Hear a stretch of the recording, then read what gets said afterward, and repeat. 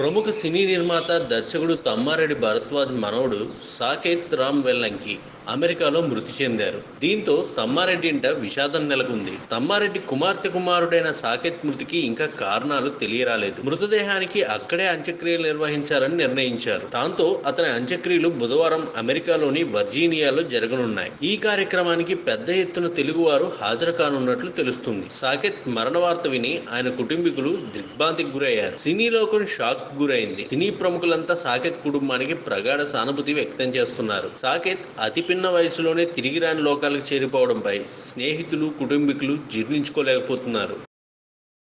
ఈ వీడియోపై మీ విలువైన కామెంట్స్ ని మాతో షేర్ చేసుకోండి. అండ్ ఇంకో విషయం, సబ్స్క్రైబ్ చేయడం మర్చిపోకండి.